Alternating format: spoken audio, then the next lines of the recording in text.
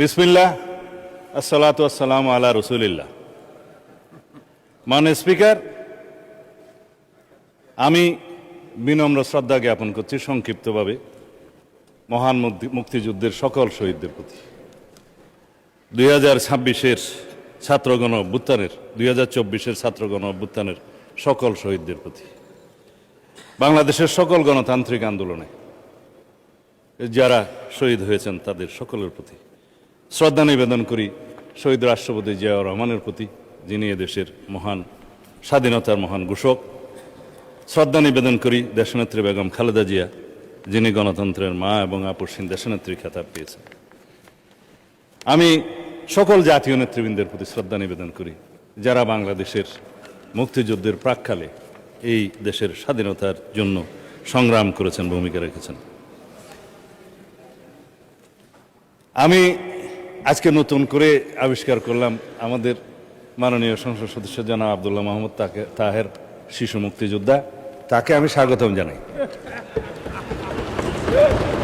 আমাদের সম্মানিত, আমি সবাইকে সম্মান প্রদর্শন করতে কসুর করি না মাননীয় স্পিকার। আমাদের মাননীয় বিরোধী দলীয় নেতা নিজেকে শহীদ পরিবারের সন্তান দাবি করেন, সেটা আমার ভালো লাগে। কয়েকজন মুক্তিযোদ্ধাও ওই পারে আছে। আজকে ইতিহাসের একটা ফয়সালা করে দেওয়ার মতো একটা বিষয় আমি মনে রেখেছি, যদি সময় পাই। এটা নিয়ে আর কখনো বিতর্ক হওয়া ঠিক হবে না।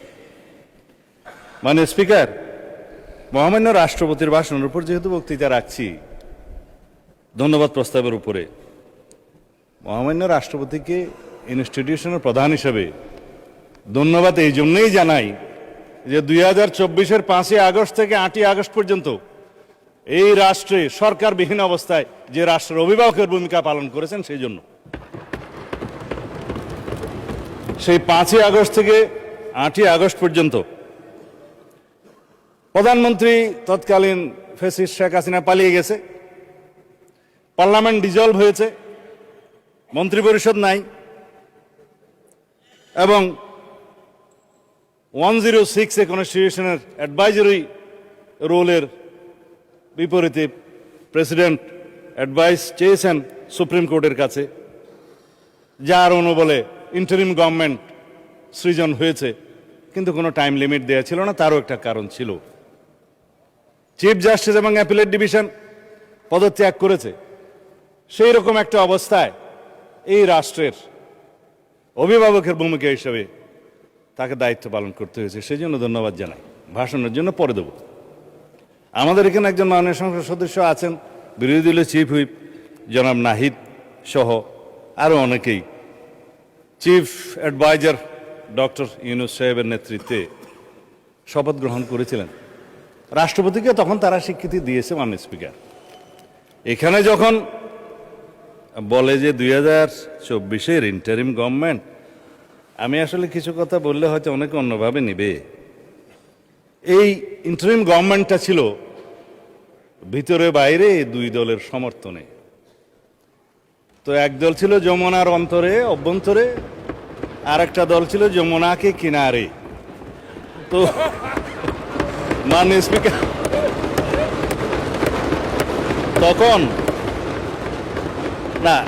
তখন তারা এখন বলতে পারে যে আগে কি সুন্দর দিন কাটাইতাম, এখন নাই।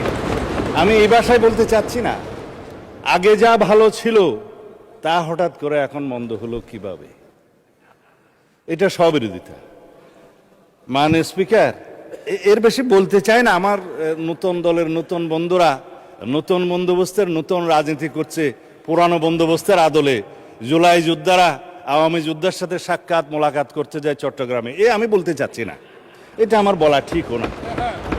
সুতরাং বন্দোবস্ত নতুন হলে রীতিনীতি সুরত আদলও নতুন হতে হবে। এটা মানে স্পিকার, আমি অনুরোধ করব যাতে এগুলাতে কেউ মনে না করে আর কি। যাই হোক, সেই অন্তর্বর্তীকালীন সরকারের মেয়াদ তো একটা অনির্ধারিত না হলেও এটা নির্ধারণ জনগণ করে দিয়েছিল। কেউ কেউ নির্বাচন তখন চায় নাই, কিন্তু নির্বাচন আদায় করে নিতে হয়েছে। মানে স্পিকার, এখানে সেটা দেশের ইতিহাস সাক্ষী দেবে। তো সুতরাং ওই 4 দিনের সরকার, 4 দিনের দুনিয়া। তো এখন বলতে গেলে যে ও उम्र दराज मांग के लाए थे 4 दिन, 2 अर्जों में काट गए, 2 इंतजार में, এখন খতম হোগে। তো এটা হচ্ছে শের, আমার কথা না। এখন আমি বাস্তবে আসার জন্য বলছি, আমরা একটা গণতান্ত্রিকভাবে নির্বাচিত সরকার, একটা ঐতিহাসিক নির্বাচন হয়েছে, সারা বিশ্ব স্বীকৃতি দিয়েছে।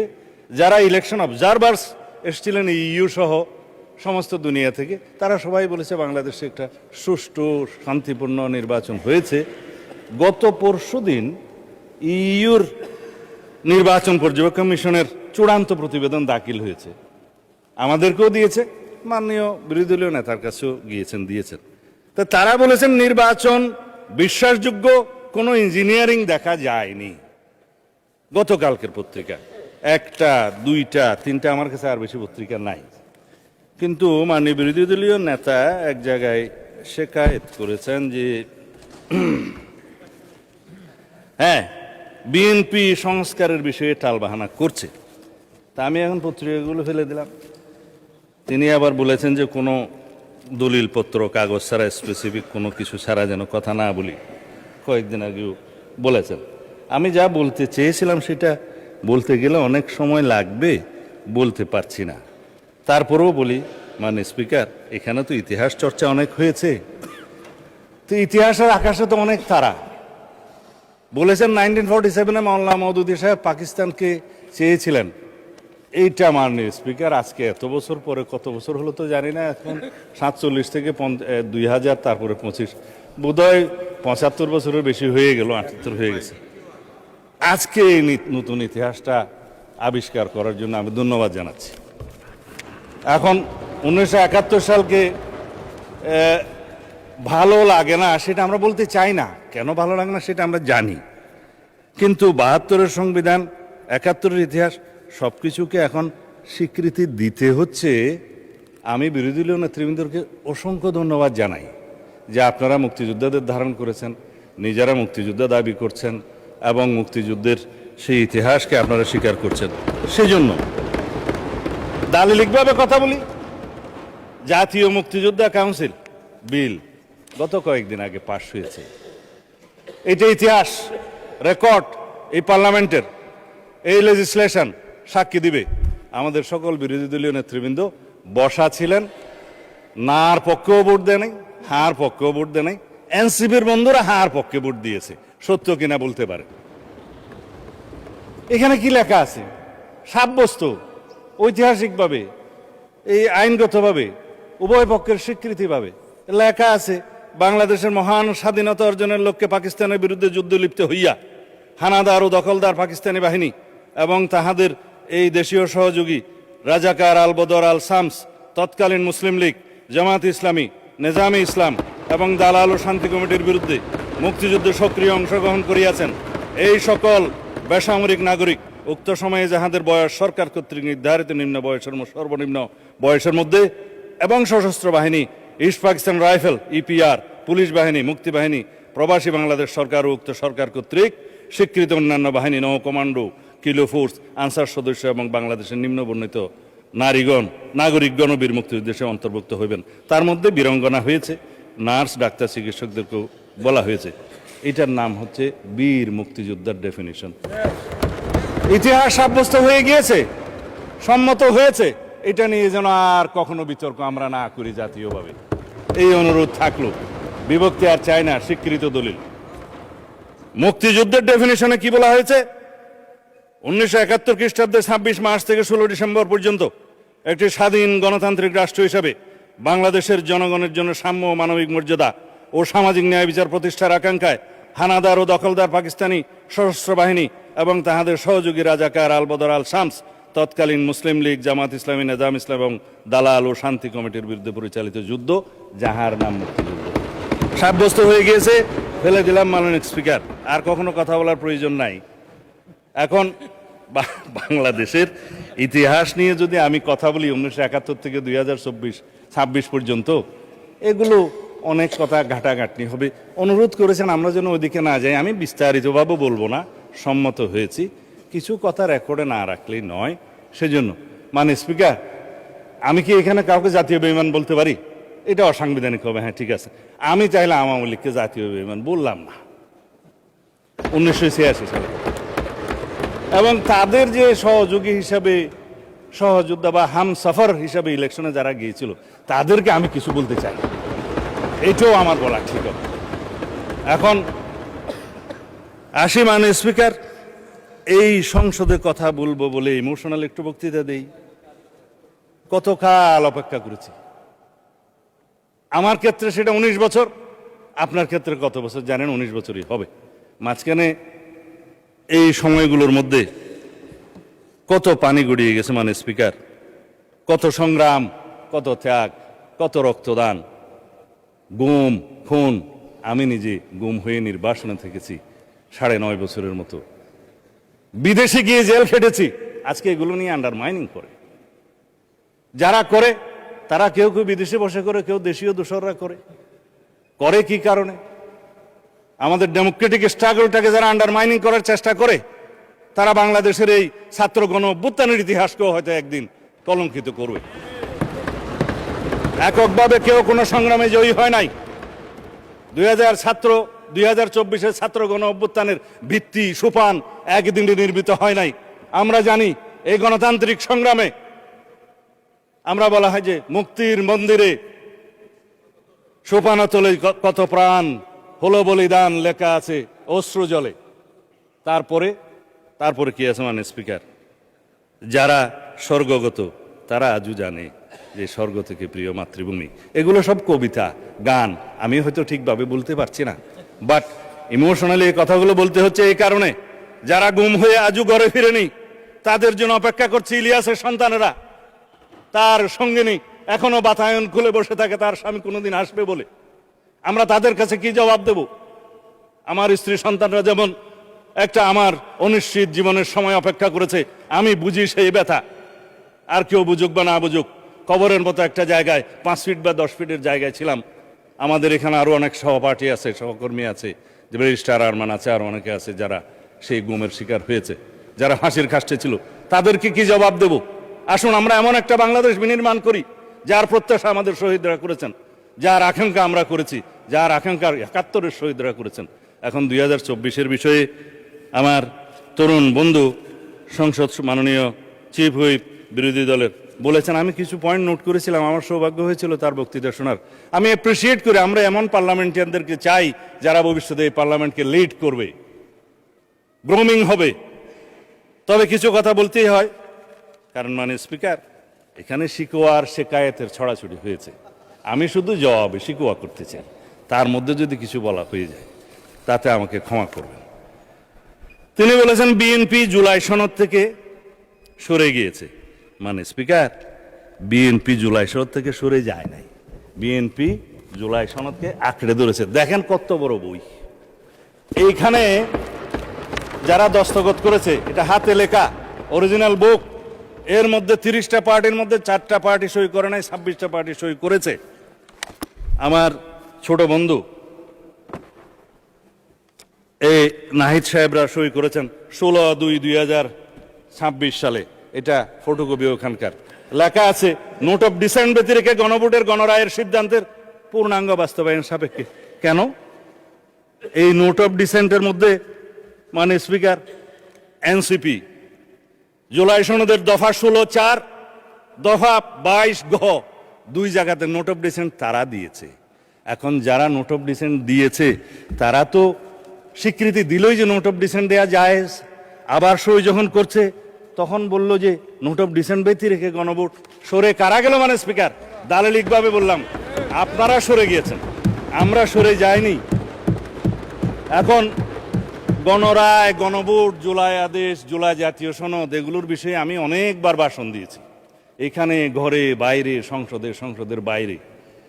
হয়তো আমার দুর্ভাগ্য বোঝাতে পারিনি, কিন্তু জুলাই আদেশ এবং জুলাই সনদ, এই বিভ্রান্তি চিরতরে মিটে যাক। যে আদেশটা হয়েছে সেই আদেশটা হচ্ছে, এটা যদি আমাদের অনেক বন্ধুরা এখানে মাহমুদুল ইসলামের কনস্টিটিউশনাল লটা নিয়ে আসেন, ব্যারিস্টার সাহেবরা খুলে দেখবেন 490 নম্বর পৃষ্ঠায় লেজিসলেচার সেকশনে কাকে বলা হয়েছে কালারেবল লেজিসলেশন এবং ফ্রড অন দি কনস্টিটিউশন।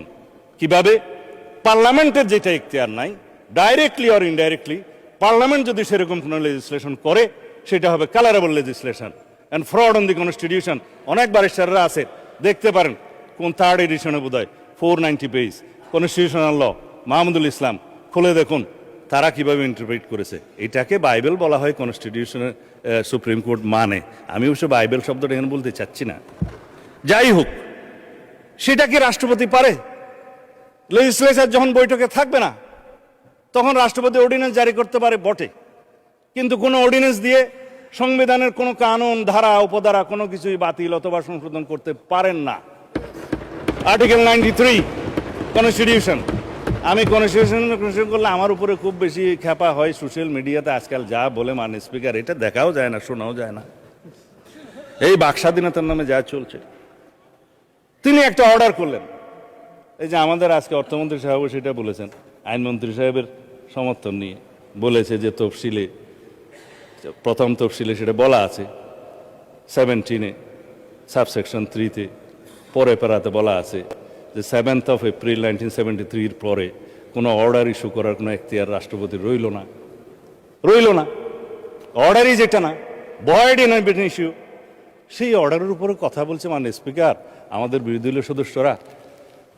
জনাব নাহিদ সাহেবকে আবারও ধন্যবাদ জানাই যে বলেছে রাষ্ট্রপতি অর্ডার দিতে পারে না, রেকর্ডে আছে, মানে এরপরে তিনি বলছেন যেহেতু এর উপর একটা গণভোট হয়েছে মাননীয় স্পিকার, সাদই যদি জায়েজ না হয় তাহলে পরে লিজিটিমেট হয়ে যাবে না বাকিটা।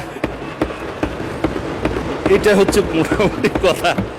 এখন বলছে গণভোট হওয়ার কথা। হ্যাঁ, আমাদের মাননীয় সংসদ সদস্য জুনায়েদ সাকি সাহেব, আরো অনেকে এখানে যারা ঐকমত্য কমিশনের মধ্যে, জাতীয় ঐকমত্য কমিশনের মধ্যে কাজ করেছেন, সদস্য ছিলেন, বিভিন্ন পার্টিকে প্রতিনিধিত্ব করেছেন, শাহাদত সাহেব, সেলিম সাহেব আছেন, আমাদের মাননীয় সদস্য তাহের সাহেব আছেন, আরো অনেকে আছেন। গণভোট হওয়ার কথা প্রস্তাব তো আমিই করেছিলাম বিএনপির পক্ষে। কিসের উপরে করেছিলাম? জুলাই জাতীয় সনদের যখন আপনারা আইনগত ভিত্তি চাচ্ছেন যে এটার একটা আইনগত ভিত্তি রচনা করার দরকার, আমরা বললাম যে ঠিক আছে, সার্বভৌম জনগণের কাছে যাই, তারা এই জুলাই সনদের পক্ষে আছে কিনা আমরা জেনে নেই, একটা রেফারেন্ডাম হতে পারে, রেফারেন্ডামের জন্য একটা অধ্যাদেশ হবে, হলো, সম্মত হলো। জুলাই জাতীয় সনদের উপরে গণভোট তো আমরা মানেই মাননীয় স্পিকার, জনগণ ভোট দিয়েছে।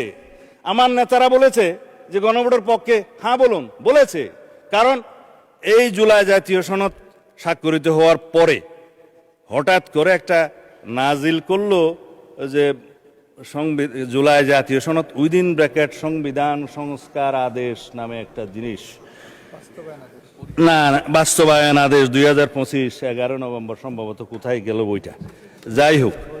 এখন হ্যাঁ, এইটা হচ্ছে 13 নভেম্বর 2025, এইটা নাজিল হলো মাননীয় স্পিকার। কেউ বলেও নাই, সম্মতও হয় নাই, আলোচনাও হয় নাই।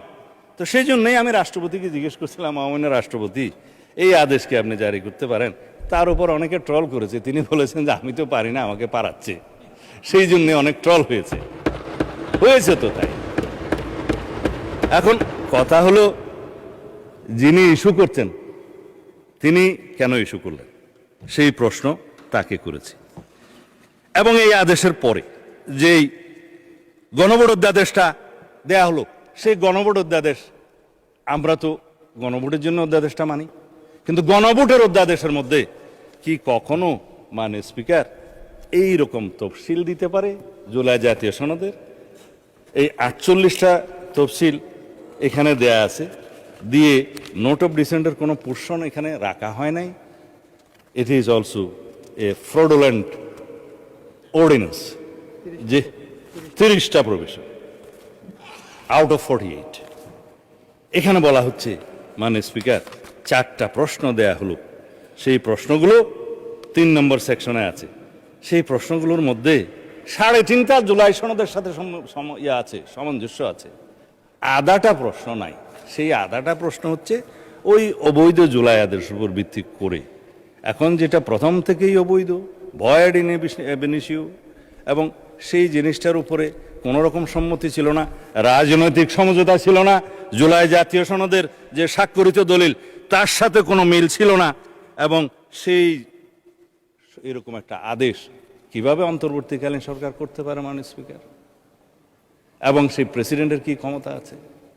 আমরা তো জুলাই জাতীয় সনদ বাস্তবায়নের জন্য যে নোট অফ ডিসেন্টের অংশ দিয়েছে, সেই মতে আমাদের নির্বাচনী ইশতেহার আমরা উল্লেখ করেছি প্রত্যেকটা দফা। আমার সাথে নির্বাচনী ইশতেহার আছে, এবং প্রত্যেকটা দফা যেখানে নোট অফ ডিসেন্ট আছে নির্বাচনী ইশতেহার উল্লেখ করতে যাই আমাদের 3 পাতা বৃদ্ধি পেয়েছে সেটার বহর। তারপরে জনগণের কাছে আমরা গিয়েছি, সেই ম্যানিফেস্টোর উপর আমাদেরকে 51% ভোট দিয়েছে। সংখ্যার দিক থেকে 213টা না 14 জন আমরা এখানে সংসদ সদস্য আছি মাননীয় স্পিকার। এখন সেটা কথা বলছে একটু আগে মাননীয় সদস্য জনাব তাহের সাহেব, যে 2/3 মেজরিটির পরিণতি আমরা জানি। মাননীয় স্পিকার, 2/3 মেজরিটি না হলে 1979 সালে 5ম সংশোধনী হতো না, বাকশাল বিলুপ্ত হতো না, বহুদলীয় গণতন্ত্র প্রতিষ্ঠা হতো না, এবং জুডিশিয়ারি ইন্ডিপেন্ডেন্স কায়েম হতো না, আর্টিকেল 96 আসতো না, সুপ্রিম জুডিশিয়াল কাউন্সিল আসতো না, এই দেশে মুক্ত গণমাধ্যম আসতো না, এগুলো কিছুই আসতো না। এবং 2/3 মেজরিটি না হলে শেষ পর্যন্ত আমরা আজকে এইখানে যে এসছি জনগণের জন্য প্রত্যাশা পূরণ করার জন্য, আমরা হয়তো সেই সংবিধান সংশোধনী করতে পারতাম না। আমরা অ্যাপ্রোচ করেছি প্রথম দিকের ভাষণে on behalf of the leader of the house, that আসুন আমরা একটা সংবিধান সংশোধনী বিশেষ কমিটি করি, রুলস অফ প্রসিডিউরের 266 অনুসারে। ওখানে টার্মস অফ রেফারেন্স থাকবে, আমরা আলোচনা করব। এখানে জুলাই জাতীয় সনদ সহ under the sun anything we can discuss there. এবং আমরা একটা let us have a constitution for the future generation. আমরা এখানে আলোচনা করব, কম্প্রোমাইজ করব, আলাপ আলোচনার ভিত্তিতে, সমঝোতার ভিত্তিতে আমরা সেই কনস্টিটিউশনটা গ্রহণ করব। তারা বললেন সংস্কার পরিষদ করতে হবে। আপনারা যদি সংশোধনীকে সংস্কার মনে করে মনে মনে খুশি হতে পারেন, অসুবিধা কি? আসুন ওখানে আলোচনা করি। আপনারা গতকালকে আইনমন্ত্রী সাহেব প্রস্তাব করেছেন যে আমরা সংবিধান সংশোধনী কোন কমিটি করতে চাই, আমরা 12 জনের নাম ঠিক করেছি, আপনারা দয়া করে 5 জনের নাম দেন। আপনারা বললেন যে আমরা এখনো সিদ্ধান্ত নেই, পরে জানাবো। তো জাতি শুনলো যে আমরা চাচ্ছি, আপনারা চাচ্ছেন না। যাই হোক, এখনো সময় আছে, চাইতে পারেন। নেভারদিলেস বলা হচ্ছে সংবিধান সংস্কার পরিষদ কেন করা হচ্ছে না। মাননীয় স্পিকার, অনেক কাগজ আমি দালিলিকভাবে দেখাতে পারি, দেখানো ঠিক হবে কিনা জানি না। এই হচ্ছে একটা ইন্টেনশনাল অর্ডার 19/1/2026 আইন উপদেষ্টা সাহেব সই করছে আইন মন্ত্রণালয়ে, যে ব্লু কালারের এই সংবিধান সংস্কার পরিষদের শপথ ফরমের নমুনা হবে। কি এখতিয়ার আছে? সংবিধানের তফসিলে আর্টিকেল অনুসারে 148 মনে হয় যে তফসিলগুলো 3য় তফসিলে আছে, ফর্মগুলো। হ্যাঁ, আমি ভুল না বললে রিপিট করেন না, 148 ঠিকই আছে। এখন অন্তত জনগণ বিশ্বাস করে এই যে ব্লু পেপারে আইন উপদেষ্টা সাহেব সই করে দিলেন যে ব্লু পেপারে এই সংবিধান সংস্কার পরিষদের শপথ ফর্ম হবে। কোথায় পেয়েছে? পদে পদে তারা সংবিধান ভায়োলেশন করেছে।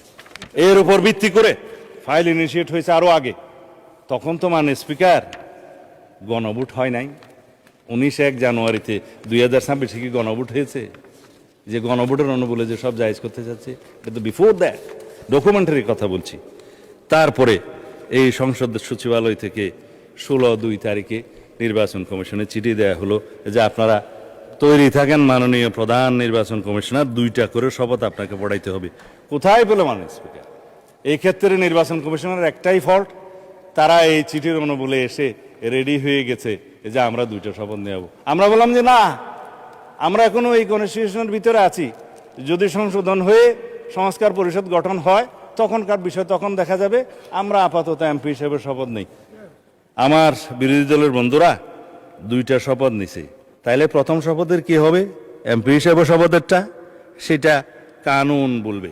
সুপ্রিম কোর্টে যে রিট দাখিল করা হয়েছে সেইখানকার অবজারভেশন কি আছে সেটা তখন তারা বলবে। তা আমি এখন ওই যে জবাবে শিকুয়া করতে করতে তো আমার আসল আলোচনায় যেতেই পারি না মাননীয় স্পিকার। তা এখন আপনাকে আমি সময় দেওয়ার জন্য অনুরোধ করতে পারবো না, সুতরাং আমি আসি যে সংবিধান সংশোধনের ক্ষেত্রে যে কমিটির প্রস্তাব আমরা করলাম সেখানে যে আপনারা এখনো সম্মতি দিলেন না, তাহলে কি আমরা পঞ্চদশ সংশোধনী নিয়ে এই সংসদে চলবো, এই দেশ চালাবো? পঞ্চদশ সংশোধনী যেখানে 55টা দফা আছে, সেই দফার মাত্র 6টা দফা মাননীয় হাইকোর্ট ডিলিট করে দিয়েছেন বা নন কনস্টিটিউশনাল ঘোষণা করেছেন, নন অ্যাস্ট করে দিয়েছেন। তার মধ্যে বলা যায় আপনার 7A and B, যেটা বলা হয় যে ফ্রড অন দি কনস্টিটিউশন, যেটা কালারেবল রেজিস্ট্রেশন হয়েছে, এখতিয়ারে নাই, ভবিষ্যৎ পার্লামেন্টের এখতিয়ার তারা করব করে, সেটা করেছে। তারপরে আর্টিকেল 58A, ওইটা ক 2 পরিচ্ছেদ যেটা আছে আর কি, আপনার তত্ত্বাবধায়ক সরকার বিলোপ করেছিল, সেটাকে আনকনস্টিটিউশনাল ঘোষণা করেছে। 44 সাবসেকশন 2 করেছে, যেটা জুডিশিয়ারির ব্যাপার, আপনার হাইকোর্ট ডিভিশনের একটা এখতিয়ারকে লোয়ার লেভেলে ডিস্ট্রিক্ট কোর্ট লেভেলে নিতে চেয়েছিল, সেটা তাদের ভালো লাগে না, যেহেতু কনস্টিটিউশনাল কোর্ট হচ্ছে হাইকোর্ট, আর ওগুলো হচ্ছে যে court by law, created by law, সেই জন্য করেছেন। তারপরে আর কি হলো, গণভোটের 142টা তারা অবৈধ ঘোষণা করেছিল 15th অ্যামেন্ডমেন্টে, সেটাকে তারা আনকনস্টিটিউশনাল ঘোষণা করলো। এই 5টা 6টা বাদে বাকি 55-এর সব কিছু তো রয়ে গেছে মাননীয় স্পিকার। হ্যাঁ, সবাই ঠিকই বলে যে ওখানে একজনের ছবি ওঠানোর কথা, আপনারা উঠাচ্ছেন না কেন? যদি আপনারা সংবিধান সংশোধনে রাজি না হন, তাহলে তো ছবি লাগাতে হবে। আপনারা কি সেটা চান? আমরা চাই মহান আল্লাহর উপর আস্থা এবং বিশ্বাস আমরা ধারণ করি, প্রিয়াম্বলে সংবিধানের মূলনীতি এবং রাষ্ট্র পরিচালনার মূলনীতি আর্টিকেল 8-এ, সেটা যদি আমরা সংবিধান সংশোধন না করি, তাহলে তো ধারণ করতে পারবো না মাননীয় স্পিকার। এগুলো জনগণ জানুক, সেই জন্য আমি এখন আহ্বান জানাচ্ছি, আপনারা নিশ্চয়ই জানেন আমরা একটা সোভারেইন, ইন্ডিপেন্ডেন্ট এবং ইউনিটারিস রিপাবলিক। এই রিপাবলিকের মানি আসছে হলো রেস পাবলিকা থেকে, এটা জনগণের সম্পত্তি, রেস মানি জিনিস। এই রিপাবলিকের মালিক জনগণ। আপনারা অনেকেই বক্তৃতা দিয়েছেন যে কনস্টিটিউশন তো মানুষের জন্য, মানুষ কনস্টিটিউশনের জন্য না, 100% সত্য। সুতরাং এই রিপাবলিকের যে মালিক জনগণ, তাদের পক্ষে যদি আমরা কনস্টিটিউশন অ্যামেন্ডমেন্ট করতে চাই, তাহলে আমাদেরকে এই সংবিধান সংশোধনী কমিটিতে আসতে হবে।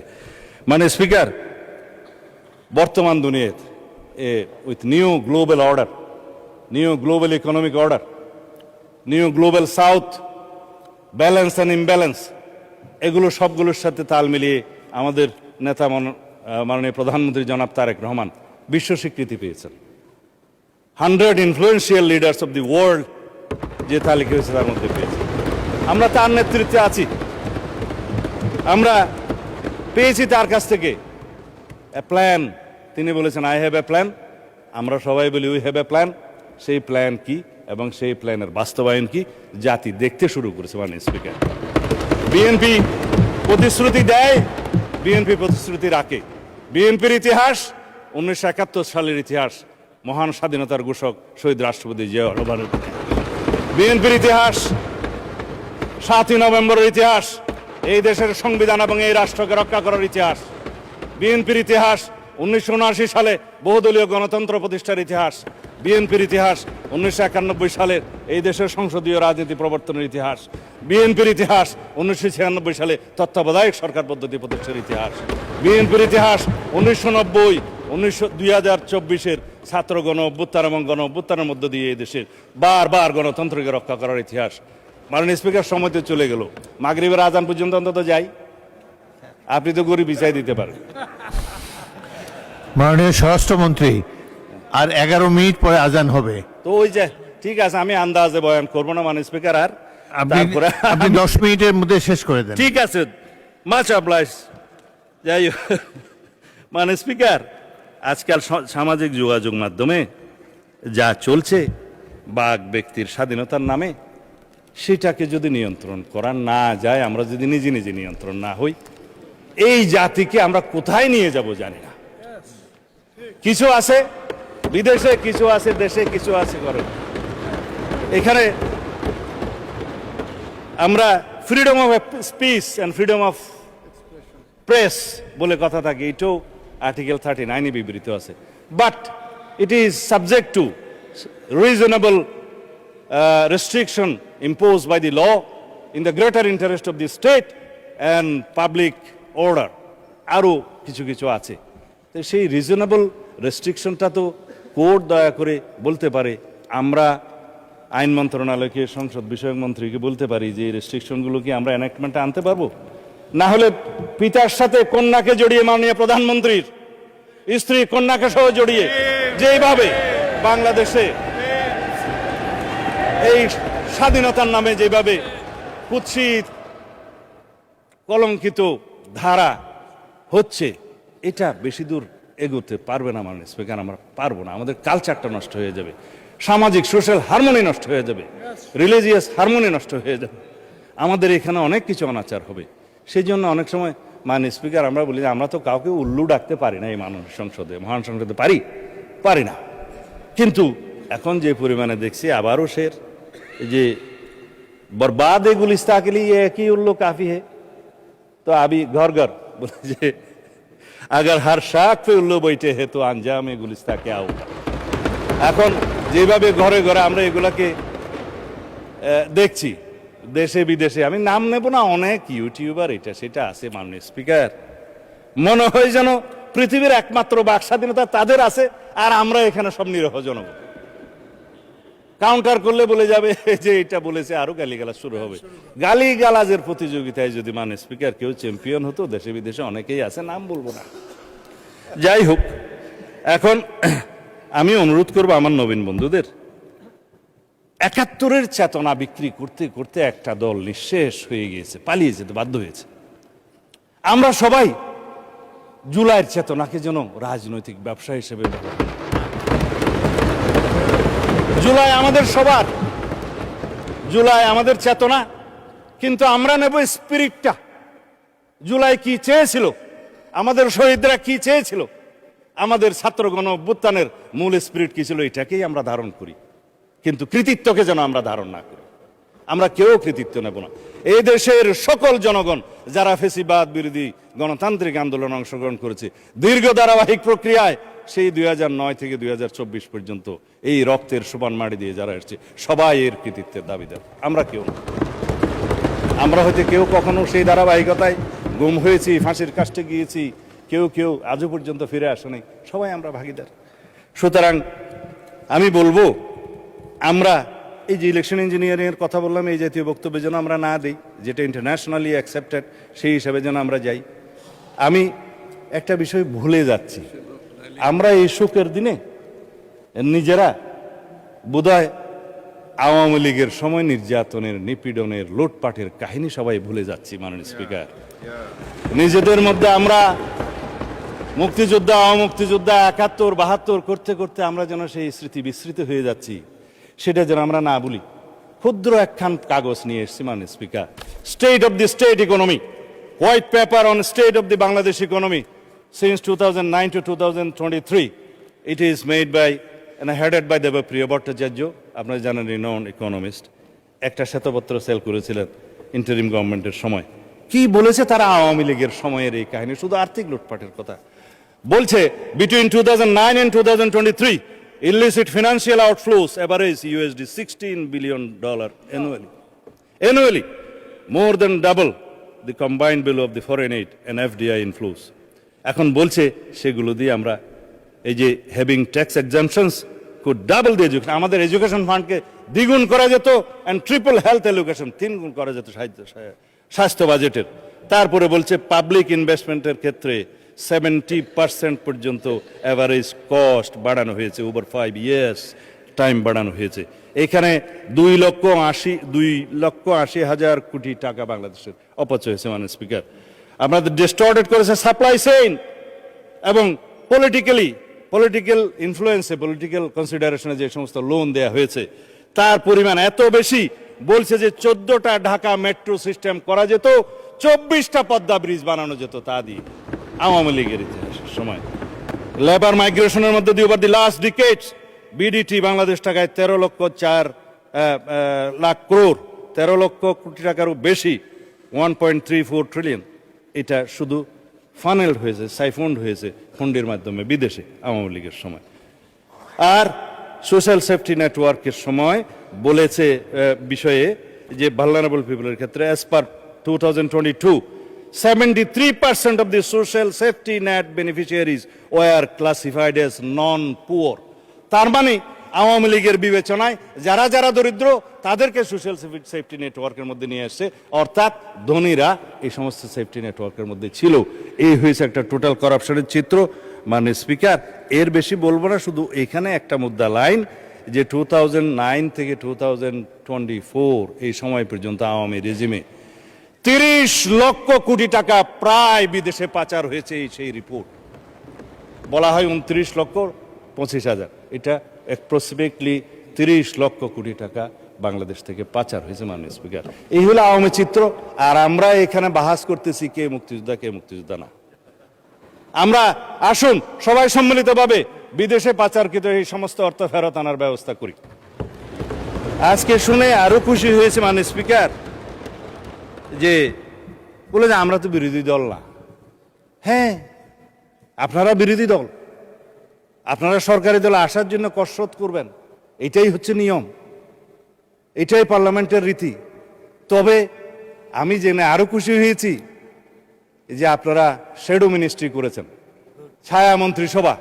ছায়া মন্ত্রিসভা করলে মাননীয় স্পিকার দুইটা লাভ, একটা হলো যে দায়িত্ববোধ বাড়ে, আর একটা হলো যে উজিরে খামকা অথবা মন্ত্রী ভাবের একটা সুখ পাওয়া যায়। তো আমি অভিনন্দন জানাই যে আসুন আমরা শ্যাডো মিনিস্ট্রি হিসেবে আপনারা ডিক্লেয়ার করুন। কাউন্টার পার্ট হিসাবে আমার বিপরীতে মনে হয় আমার সোজাসুজি আছে হোম মিনিস্টার সাহেব শ্যাডো। আমরা পরস্পর তথ্য বিনিময় করব, আমরা যোগাযোগ রাখবো, কথা বলব। তবে না, আমি আপনাকে হোম মিনিস্টার খেতাব দিছে, সুখী হওয়া দরকার। তো যাই, মানে স্পিকার ব্যাংকের বিষয়ে কথা বলছে, বলে যে না আমাদের কোনো ব্যাংক ট্যাঙ্ক নাই, কিন্তু আবার যখন কথা বলছে তার মধ্যে আবার কৃতিত্ব অন করছে যে কিছু সংখ্যক লোক করেছে, সেটা কৃতিত্ব নিয়েছে এসে। মানে স্পিকার, ব্যাংক টাকা তো ভালো, অস্বীকার করার দরকার কি। তবে শুধুমাত্র দুষ্ট লোকেরা বলে যে কত পার্সেন্ট শেয়ার কার আছে এটা একটু খোলাসা করা দরকার। তাহলে পরে এই যে ব্যাংক দখল হয়েছে মাননীয় স্পিকার ইন্টারিম গভর্নমেন্টের সময়, ব্যাংক দখল হয়েছে আওয়ামী লীগের সময়। দখল হয়েছে, স্টাইলটা একটু ভিন্ন ছিল মাননীয় স্পিকার। কেউ সরকারি ইন্টেলিজেন্স ব্যবহার করে হোটেলে ডেকে নিয়ে এসে করেছে, আর কেউ সরাসরি নারায়ে তাকবীর আল্লাহু আকবার বলে নেমেছে। স্টাইলটাই ছিল ভিন্ন, দখল হয়েছে মাননীয় স্পিকার। এখন আমি শেষ করেন। চাই না মাননীয় স্পিকার, মাননীয় মন্ত্রী শেষ করেন। আমার সময় কমে যাচ্ছে। যাই হোক মাননীয় স্পিকার, এই সংস্কার না নিয়ে কথা বললে মানুষ আবার আমাকে গালি দিবে। ইন্টারিম গভর্নমেন্টের সময় তিনটা শব্দ খুব বেশি বাজার পেয়েছে, একটা হচ্ছে সংস্কার, আর একটা হচ্ছে বিচার, আর একটা হচ্ছে নির্বাচন। তবে নির্বাচনটা বলেছে যে সংস্কার এবং বিচার সমাপ্ত হওয়ার পরে যদি কোনো সময় হলেও হতে পারে, এইভাবে ছিল নির্বাচনের বিষয়টা। তো সংস্কারের জন্য শ্বেত শুভ্র কেশের আমার কিছু বড় ভাই বুদ্ধিজীবী বিদেশ থেকে অবতরণ হয়েছিল, নাম যেহেতু এখানে উপস্থিত নেই নিতে পারবো না মাননীয় স্পিকার। তারা মাথায় টুপি ভর্তি করে অলৌকিক কিছু সংস্কার নিয়ে দেশে অবতরণ করলে পরে আমরা সংস্কার কমিশনে আলাপ আলোচনা করতে করতে করতে করতে এই জুলাই জাতীয় সনদটা এই পর্যন্ত প্রণয়ন হয়েছে। এখানে একটা বিষয় উঠে এসছে, মনে হয় মাননীয় সদস্য তাহের সাহেবের বক্তৃতার মধ্যে, যে নোট অফ ডিসেন্ট দেওয়ার কথা তো ছিল না সম্মতভাবে। এখানে জুনায়েদ সাহেব বক্তৃতা দিয়েছিলেন, যখন 70 অনুচ্ছেদের বিষয়টা প্রথম ডিসাইডেড হয় ঐকমত্য কমিশনের, জাতীয় ঐকমত্য কমিশনের প্রথম দিকের সবাই, তখন সবাই নোট অফ ডিসেন্ট সহ এইভাবে ঐকমত্য হলেন যে দুইটা বিষয়ে সবাই একমত। তবে বিএনপি সহ কয়টা দল আরও মনে করে সংবিধান সংশোধনী এবং জাতীয় নিরাপত্তার বিষয়টি এই 70 অনুচ্ছেদের ভিতরে থাকতে হবে। সেই দিন থেকে ডিসাইড হলো নোট অফ ডিসেন্ট সহকারে জুলাই জাতীয় সনদ প্রণীত হবে, এবং নোট অন ডিসেন্ট সহকারে আপনারা স্বাক্ষর করেছেন, এখানে স্বাক্ষর আছে বড় বড় হাতের স্বাক্ষর, আমরাও স্বাক্ষর করেছি। আসুন সেই জুলাই সনদকে বাস্তবায়ন করি।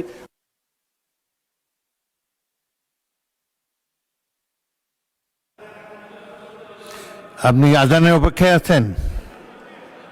আচ্ছা চালান, আজান পর্যন্ত বলেন। ঠিক আছে, মানে খাঁটি প্র্যাকটিসিং মুসলিম তো আজান দিলে নিজে নিজেই বন্ধ হয়ে যাবো।